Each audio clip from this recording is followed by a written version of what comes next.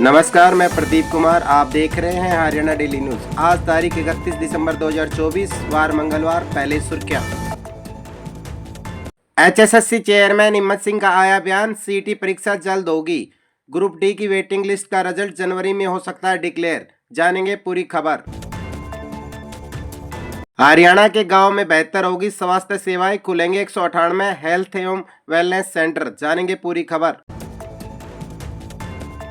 नए साल में खाद की सब्सिडी खत्म होने से महंगी हो सकती है डीएपी की कीमतें। जानेंगे विस्तार पूर्वक। आर्मी बेस वर्कशॉप दिल्ली में आई, 93 पदों पर वैकेंसी। जानेंगे पूरी खबर।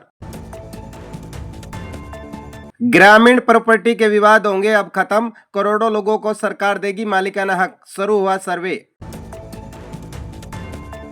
हरियाणा में बार बार क्यों आ रहे हैं भूकंप के झटके, क्या है कारण? जानेंगे एक्सपर्ट की राय।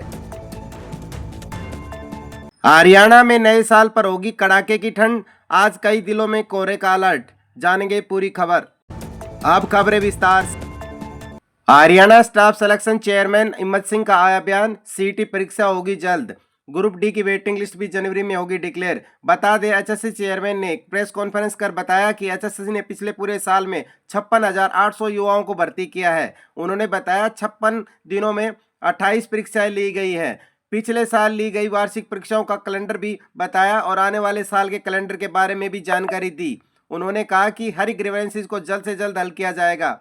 उन्होंने कहा जेबीटी मेवात कैडर का रिजल्ट भी जल्द डिक्लेयर होगा। सीईटी परीक्षा के ऊपर उन्होंने बताया कि कैबिनेट से पॉलिसी पास हो चुकी है, जल्द ही सीईटी एग्जाम कंडक्ट कराया जाएगा। सुनिए क्या कहा। कर सकते हैं। हाँ, रिप्लाई इसमें ये है कि जैसे आप सब लोगों को पता है कि कैबिनेट से पास होगी ये पॉलिसी, अब जैसे ही हमारे पास आएगा तो जल्दी से जल्दी इसको हम लोग कराएंगे। हम उसकी तैयारी में लग चुके हैं ऑलरेडी, तो इसमें मैं टाइम तो नहीं कमिट कर पाऊंगा, लेकिन बहुत जल्दी आप लोगों को इसका वो मिलेगा। तैयारी जोरों शोरों से चल रही है। एक बच्चों ने जेबीटी मेवात कैडर के रिजल्ट के बारे में क्वेश्चन पूछा है। उसका हम लोग 24,000 का जो रिजल्ट आया है, 24,000 के रिजल्ट के बाद अभी ज्वाइनिंग में हम लोग वो थे ऑनलाइन पोर्टल, जो ग्रीवेंस पोर्टल उसमें है, कुछ एक्टिविटीज थी ब्रांच वाइज, जैसे एसओपी डिजाइन करना उसमें थे, तो हम लोग इसमें नहीं कर पाए।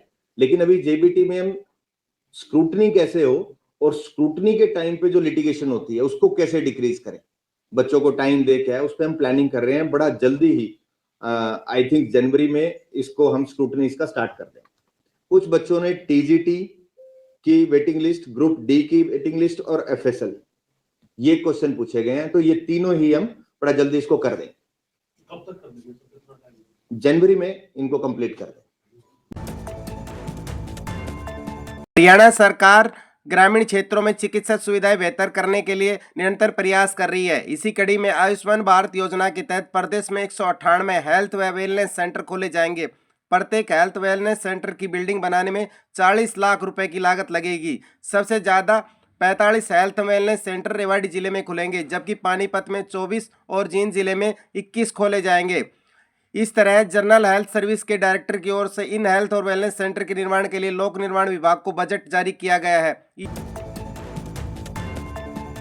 नए साल यानी 2025 में किसानों को महंगाई के झटके से जूझना पड़ सकता है। खेती में यूरिया के बाद सबसे ज्यादा इस्तेमाल होने वाला डीएपी खाद की कीमतें अगले साल यानी जनवरी में बढ़ोतरी हो सकती है। किसानों को अभी 50 किलोग्राम वाले एक बैग पर 1350 रुपए चुकाने पड़ते हैं, लेकिन इसमें 200 रुपए की बढ़ोतरी हो सकती है। केंद्र सरकार इनमें सब्सिडी प्रदान करती है। बता दें, केंद्र सरकार किसानों को सस्ते मूल्य पर डीएपी खाद उपलब्ध कराने के लिए 3500 रुपए प्रति टन की दर से विशेष सब्सिडी का लाभ दे रही है, जिसकी अवधि यानी कल 31 दिसंबर को खत्म हो रही है। हालिया दिनों में डीएपी बनाने से इस्तेमाल वाले फास्फोरिया एसिड और अमोनिया के मूल्य में 37% की बढ़ोतरी हुई है, जिसका सीधा असर खाद की कीमतों पर देखा जा सकता है। अगर आप बेरोजगार हैं और इन दिनों आपके लिए नौकरी ढूंढ रहे हैं तो हमारी यह खबर आपके लिए जरूरी है। आपको बता दें, इलेक्ट्रॉनिक्स और मैकेनिकल इंजीनियरिंग महानिदेशक रक्षा मंत्रालय भारत सरकार द्वारा विभिन्न पदों पर भर्ती के लिए आवेदन मांगे गए। इन पदों के लिए महिला और पुरुष दोनों वर्गों को उम्मीदवार आवेदन कर सकते हैं। जो उम्मीदवार इन पदों के लिए इच्छुक है वह भारतीय डाक के माध्यम से अपना आवेदन भेज सकते हैं। बता दें, आर्मी बेस वर्कशॉप दिल्ली में 93 पदों पर वैकेंसी निकली है, जिसमें एलडीसी, ट्रेड्समैन, फायरमैन, फार्मासिस्ट के पद शामिल है, जिनकी अंतिम तारीख 17 दिसंबर जिनकी अंतिम तारीख 17 जनवरी 2025 रहेगी। फॉर्म ऑफलाइन के माध्यम से अप्लाई कर सकते हैं। गांव की जमीन या मालिकाना हक घोषित न होने से कई बार विवाद होते रहते हैं। हाल ही समय में तमाम दीवानी अदालतों में मामलों की सुनवाई हो रही है, लेकिन अब मोदी सरकार ने इन सभी झंझटों को छुटकारा दिलाने की प्लानिंग कर ली है। सरकार अब उन लोगों को उनका घर, मकान या मालिक का स्पष्ट मालिकाना हक देने की तैयारी में है। इसके लिए ड्रोन की सहायता से सर्वे करवाया जा रहा है। सरकार का लक्ष्य है कि साल 2026 तक करीब 2.25 करोड़ ग्रामीणों को जमीन का मालिकाना स्वामित्व कार्ड दिया जा सके। इस विषय में जानकारी देते हुए पंचायत राज्य मंत्री केंद्रीय विवेक भारद्वाज ने बताया कि सरकार 2026 तक ग्रामीण अंचल में रहने वाले लोगों को संपत्ति की मान्यता देगी और संपत्ति के क्रेडिट के खिलाफ गिरवी रखी गई सहायता प्रदान करेगी। भूकंप के चलते हरियाणा में इन दिनों भयभीत का माहौल है। सोनीपत में 26 दिसंबर को 24 घंटे के भीतर दूसरी बार भूकंप के झटके महसूस किए गए। हालांकि हरियाणा में भूकंप आने का यह पहला मामला नहीं है। इससे पहले भी लगातार शहरों में भूकंप के झटके महसूस किए गए हैं। परंतु बता दें कि 25 दिसंबर को भी 12 बजे सोनीपत में भूकंप के झटके महसूस किए गए। इसके बाद 26 दिसंबर को सुबह 9:26 पर अचानक भूकंप की खबरें आई। बता दें, हरियाणा में 12 जिलों को संवेदनशील सूची में शामिल किया गया है। इन जिलों में रोहतक, महेंद्रगढ़, पंचकुला, करनाल, अंबाला, सोनीपत, पानीपत, झज्जर, गुरुग्राम, फरीदाबाद, नूंह और पलवल शामिल है। हरियाणा के 3 जोनों में बांटा गया है। एक अधिक संवेदनशील जोन, एक बेहद कम संवेदनशील जोन शामिल है। बता दें, धरती के तरह टेक्टोनिक प्लेट्स में लगातार बन रही है। इन प्लेट को आपस में टकराती है तो धरती के नीचे ऊर्जा निकलती है, जिसे बाहर निकलने का रास्ता नहीं मिल पाता। इसकी वजह से धरती में कंपन पैदा होती है और लोगों को भूकंप के झटके महसूस होते हैं। अगर भूकंप की तीव्रता रिएक्टर पैमाने पर 6 से अधिक होती है तो भूकंप पर भारी जान या माल की हानि हो सकती है।